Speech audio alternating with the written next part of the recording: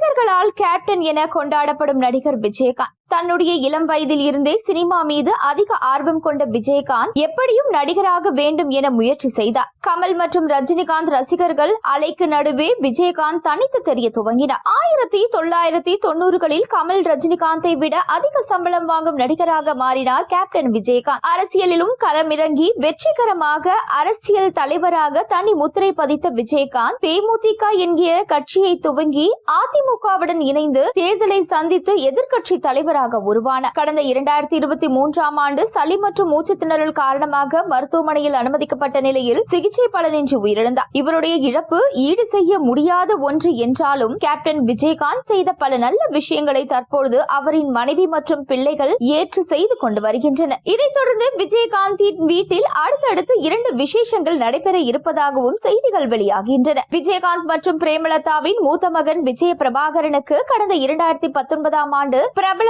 தொழிலதிபரின் மகள் கீர்த்தனா என்பவருடன் திருமண நிச்சயதார்த்தம் முடிந்த நிலையில் தற்பொழுது வரை திருமணம் குறித்து எந்த ஒரு அறிவிப்பும் வெளியாகாமல் உள்ளது. விஜய பிரபாகரனும் தொடர்ந்து தன்னுடைய தந்தையை தொடர்ந்து அரசியல் பணிகளில் ஈடுபட்டு வந்தார். விஜயகாந்த் இறந்த ஒரு வருடத்திற்கு பின்னரே விஜயகாந்த் மகன் பிரபாகரனின் திருமணம் நடைபெறும் என சில தகவல்கள் ஏற்கனவே வெளியான நிலையில் தற்பொழுது விஜயகாந்தின் 1ஆம் ஆண்டு நினைவு நாள் ஏற்கனவே முடிந்துவிட்டதால் விஜய பிரபாகரனின் திருமணம் நடைபெறுவதற்கான வேலைகளை செய்து வருகிறார்களாம். சமீபத்தில் கேப்டன் இளைய மகன் சண்முக பாண்டியன் செய்தியாளர் சந்திப்பின் பொழுது விரைவில் எங்கள் வீட்டிற்கு அண்ணி வரப்போகிறார் என கூறி இந்த ஆண்டு விஜய பிரபாகரனுக்கு திருமணம் நடைபெற வாய்ப்புகள் உள்ளது என தகவல்களை உறுதி செய்திருக்கிறார். இந்த செய்தி அறிந்து பல பிரபலங்கள் வாழ்த்து கூறியுள்ளனர். மேலும் கேப்டன் குடும்பத்திடம் போனிலும் மகிழ்ச்சியை பகிர்ந்துள்ளனர். சூப்பர் ஸ்டார் ரஜினிகாந்த், தளபதி விஜய், சூர்யா போன்ற பிரபலங்களும் வாழ்த்தியுள்ளனர். விஜய் கேப்டன் குடும்பத்துடன் நெருங்கிய நட்பில் தொடர்ந்து இருந்து வருகிறார். கேப்டன் விசேஷத்தில் கண்டிப்பாக கலந்து கொள்ள வாய்ப்புள்ளது. அதே போல போரூர் காட்டுப்பாக்கம் பகுதியில் பிரம்மாண்டமாக கட்டியுள்ள விஜயகாந்தின் கனவு இல்லத்தின் அனைத்து பணிகளும் முடிவடைந்து விட்ட நிலையில் இந்த வீட்டின் கிரக பிரவேசம் குறித்த தகவல்கள் விரைவில் வெளியாகலாம் என்று கூறப்படுகிறது. எனவே கூடிய விரைவில் அடுத்தடுத்து மறைந்த தேமுதிக தலைவர் விஜயகாந்தின் வீட்டில் விசேஷங்கள் இருக்கும் என கூறப்படுகிறது.